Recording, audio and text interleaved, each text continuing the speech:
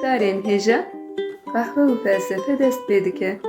Qehwa xwe bigirin û kerem kin sohbeta me.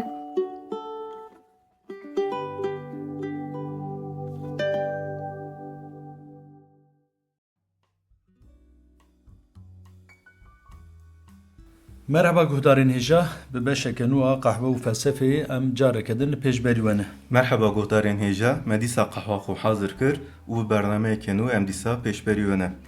Merhaba Sezgin. Murat merhaba. Xêr hatî. Sabit jî navxêrê de bi çawayê baş e. Başım sağ bî. Heftê û pênc bername mezdû xwîşt. Erê em ketina heftê û şeşa. A bi xêr be. Xwedê zêdeke. Ro bi ro em tên ber bi dawiyê. Roja me. Hezar sal ma ez bimne, 1200. Leytî ez najmêrim. Yani em ketine navê em nekarin derkevin, nekarin biqedînin. A bi xêr. Murat, bernameye berê de me dest bi İbn-i Miskevê kiribû.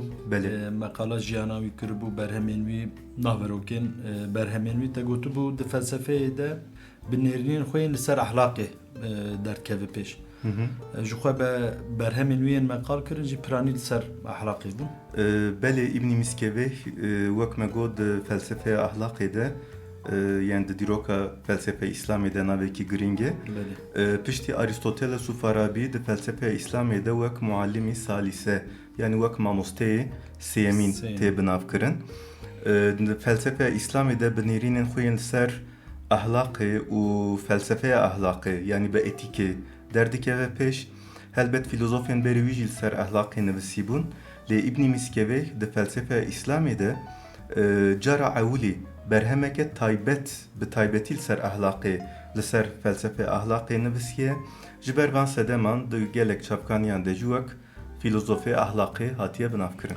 Ew ê pirsê min jî piranî li ser ehlaqê bin ji xwe wek destpêk ez dixwazim veya bipirsim. Di felsefeya İslamê de cih û giringiya nêrînên İbn-i Miskevê çi ne? Nêrînên wî li ser ahlaqê. Belê.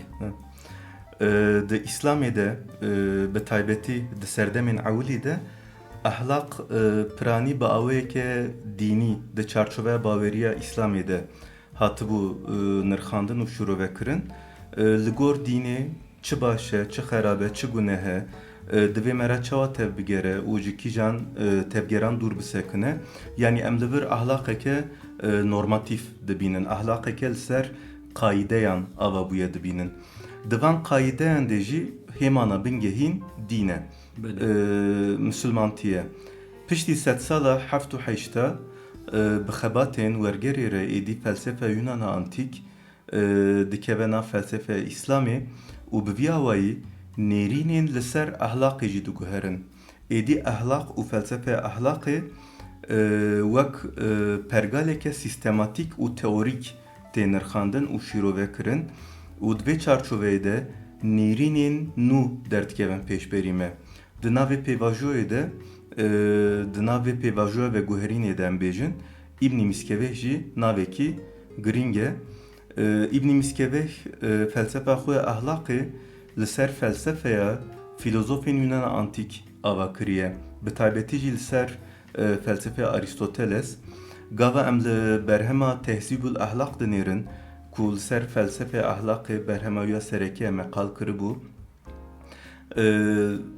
Em dibînin ku bi awayeke felsefî, bi bingeheke felsefî cara ewlî ahlaq diviya da hatiye nirxandin. İbn-i Miskevê di vê pirtûkê de ji bo jiyana rojane pir çawan bêjin her çi qas xusti be rêyeke rast li ber mirovan bixe jî em pir li ser jiyana rojane şîretan nabînin. Nabêje viya baş e viya xerab e van tiştan bikin ji vana dûr bisekinin. Di berhemê de bi teoriya ahlaqê derdikeve pêşiya me. Bi teoriyekî derdikeve pêşiya me. Ahlaq çi ye? Başî çi ye? Xerabî çi ye? Mirov çi ye? Bextewarî çi ye? Li gor van pirsan teoriyeke ahlaqî ava kiriye û pergaleke ahlaqî pêşkêşî me kiriye. Murat di felsefeya wî de yani di fikr û ramanên wî yên li ser ehlaqê de em bandora kîjan filozofan dibînin? Di berhema tehzîbul ahlaqê de em nêrînên wî yên li ser ahlaqê bi kurahî dibînin. Divê berhemê de em bandora filozofên Yunan Antik dibînin. Gelek caran qala nîrînên Aristoteles dike. Ji berhema Aristotelesa Nikamokos etik em jê derkan dibînin. Qala hîn beşan dike. Dîsa em bandora Platon dibînin di berhemê de. Ji nêrînên İbn Miskeveyê em dibînin ku di gelek mijaran de li ser şopa Farabi çûye. Lê bandora herî mezin bandora Aristoteles e. Murat ez vê merak dikim li gor İbn Miskevê ahlak çi ye? Wî ahlak çawa şîrovekiriye, çawa pênasekiriye? Li gor wî ahlak çi ye? İbn Miskevey ahlakê wek pergaleke teorîk nirxandiye. Gava em li pênasê ahlakê dinêrin ev taybetmendî em dibînin. Yani qala teoriyekî dike. Li gor İbn Miskevey ahlak çi ye? Ahlak rewşek e. Ew rewşek ku mirov bêyî fikrînê dikare tevgerê xwe pêk bîne.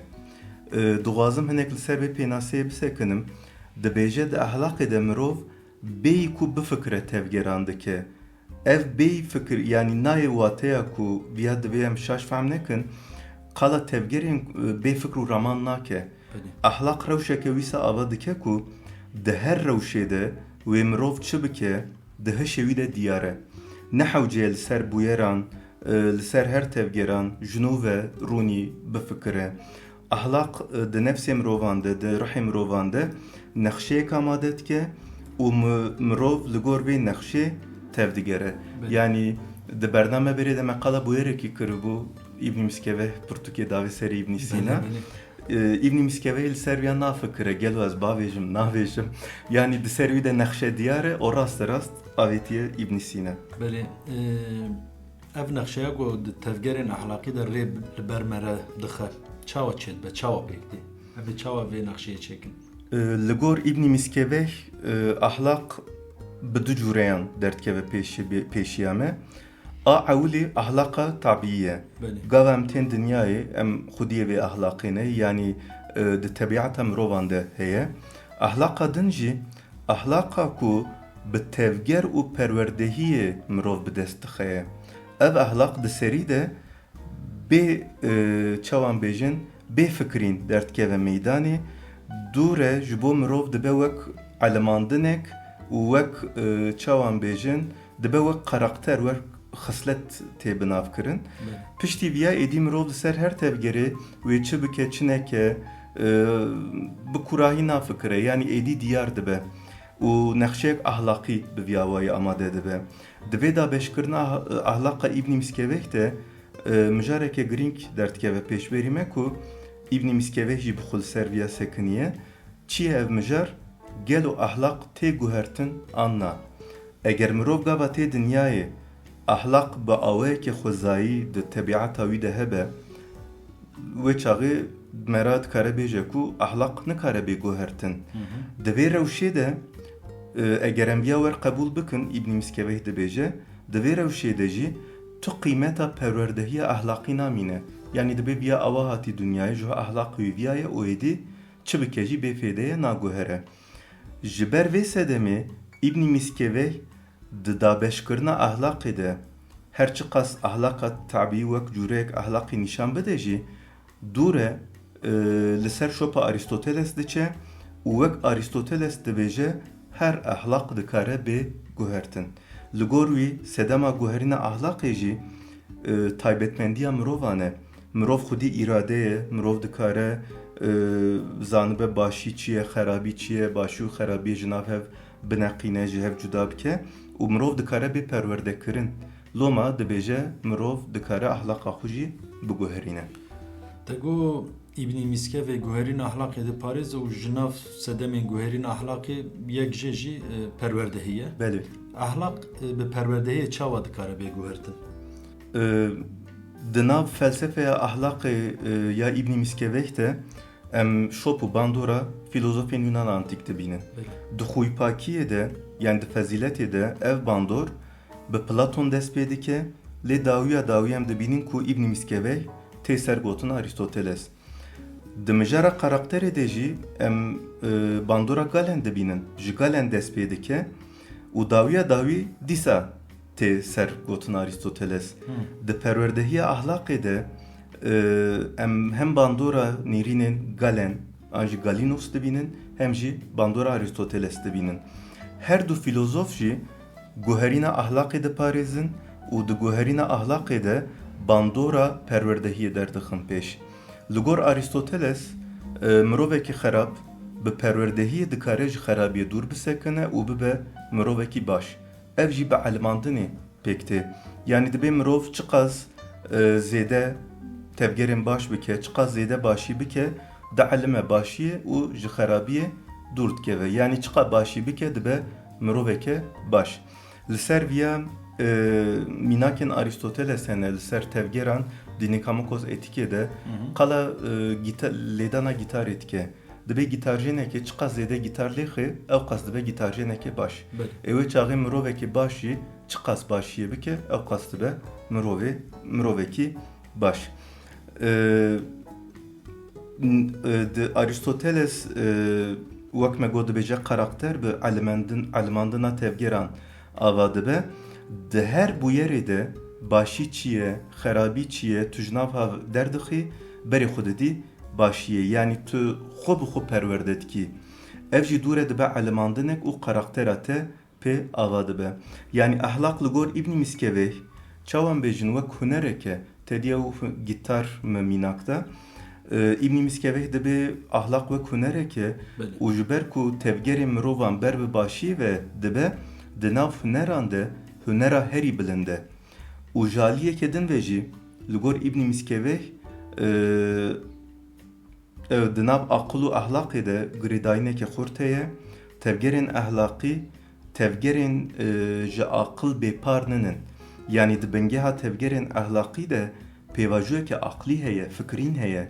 Loma gava mirov dibêje ahlaq naguhere, mirov giringiya aqil û perwerdehiyê ji nav ahlaqê derdixe û bingeha wî vala dike.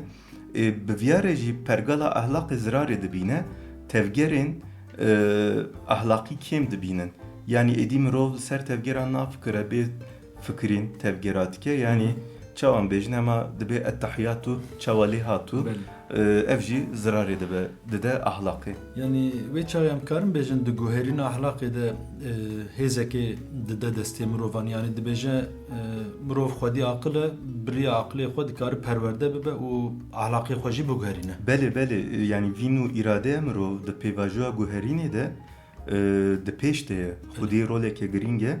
Ev mijara guherîna ahlaqê di felsefe İbn Miskevê te mijareke bingehîne. Yani teoriya xwe ya felsefeyê li ser guherbariya ahlaqê ava kiriye.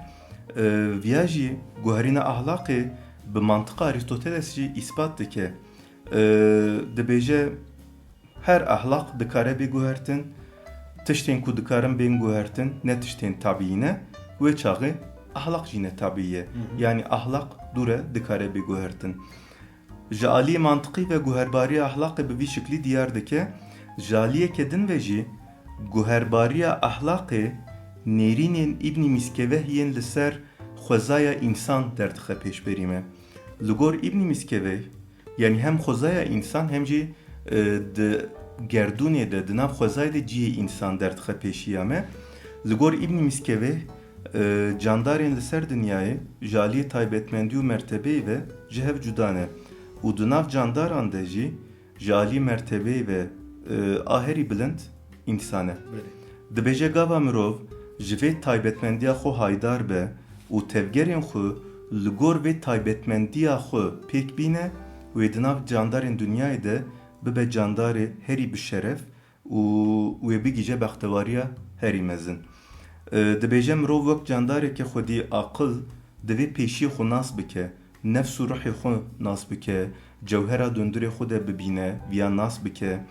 Bi vî awayî wê mirov fehm bike ku aliyên wî yên baş çi ne, aliyên wî yên xerab çi ne, di çi de hêza wî zêde ye, di çi de hêz û quvveta wî kêm e. Yani qala nasîna ruhê xwe dike. Piştîvana nas bike, piştîvana diyar bike, mirov ji bo başbûnê dikare xwe perwerde bike û ber bi başbûnê ve dikare bikeve nav hewldaneke. Helbet ev hewldan tenê bi tena serê xwe nabe. Li gor İbn Miskeveh insan candareke civakî ye, sosyal e. Ahlak tenê di nav civakê de, di nav jiyana civakî de ava dibe. Ev jî bandora Aristoteles e. Di bername Aristoteles de meqal kiribû, di Farabî de jî ev nêrîn hebû. Aristoteles digot ji bo ahlaqeke baş, civakeke baş lazım e. Mirov di nav civakeke baş de dikare tevgerên baş hîn bibe û berê xwe bide başiyê. Murat di felsefeya ahlakê de em tim qala başiyê dikin. Qala tevgerên baş dikin. Naxwe başî çi ye? Başî yani baş e, tiştên baş e Sezgin. Başî çi ye? Li gor min an li gor İbn Miskeveh? Yani tu jî kar fikrê xwe bêjî lê em pêşaniyê bidin İbn Miskeveh çêtir ez vê. Yani Sezgin ev heftê û şeş bername em çê dikin. Tim dipirsî Aristoteles çi gotiye, Sokrates çi gotiye, Agustinus çawa şîrove kirî, İbn Sîna serviya çi gotî. Yani hema carkî jî bêje Murat hevalê min ka tu cî fikirî, tu çi dibêjî. Yani ew qas fikr û ramanên gedê xelkê dipirsî carkî nabêjî Murat hema Xwedê ji te razî carkî tu jî fikrê xwe bêje yani. Xwe em fikrê te jî merak dikin Murat yani nizanim ez carna dipirsim ez bêm de kerem ki hema tu jî fikrê xwe bêje. Nabêjim. Tu here fikrê İbn Miskeveh bipirse. Platon û Sokrates roja qehwek dane berde. Na wala ne da. Ev heftê û şeş berdame ne ev qehwa sed û not û çara ye. Tu dixwî ez dinivîsim ne dixwî. Erê deftera me. Em dengê xwe nakin tu derî hîn gedê Vê xelkê çavê em tiştekî biro bikin Murat bernameyekê bi tamamî li ser fikrên te çêkin û qehwe jê ji min tamam. Em nizanim navê bernameyê me dûr û diyar bikin lê taybetiya me li ser te bernameyekê çêkin ser fikrê te. Na gedê xelkê hene em qala gedê xelkê bikin Sezgîn Murat dev ji Murat berde. Na em ê rojekê çêkin. De em vegerin ser pirsa xwe li gor İbn Miskeveh başî çi ye? Başî di felsefeya ahlakê de têgeheke serekê ye.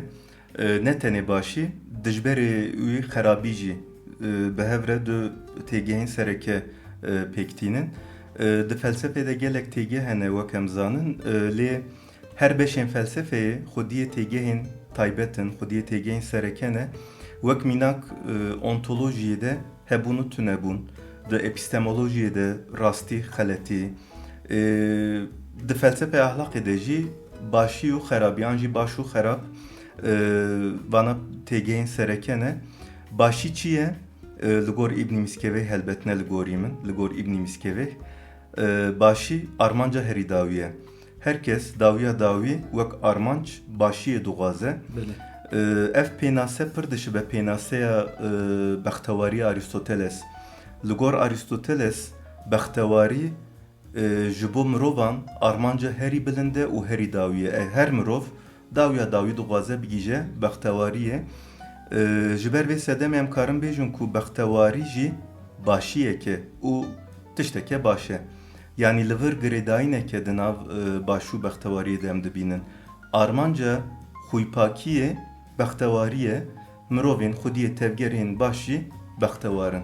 Ev pêşaniyeke di nav baş û bextewariyê de gelek caran em nabînin. Yani tim girêdayîneke em dibînin lê çünkü bextewariyê jî wek başiyeke nîşan didin û başî jî ji xwe bextewariyê li ber me re vedike. Spas dikim Murat malî ava. Spas xwe Sezgîn. Pirsêmiyên ser ahlakê ew qas bûn. Di vê bernameyê de jî meqala İbn Miskeveh kir û bi taybetî em li ser nêrînên wî li ser felsefeya ahlakê em sekinin. Wek pîvan qehwa me jî dixede. Belê.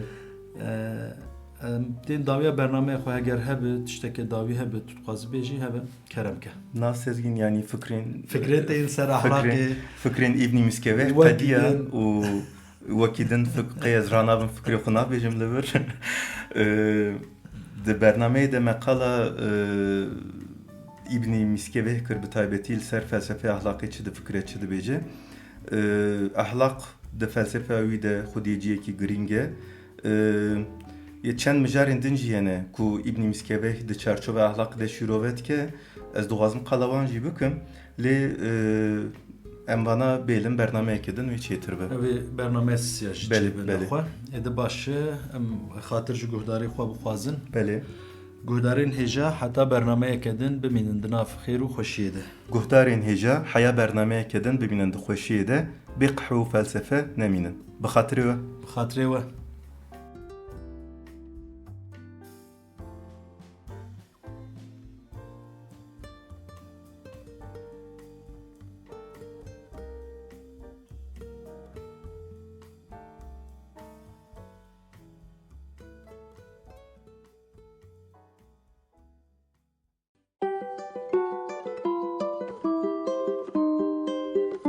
Kahve û felsefe.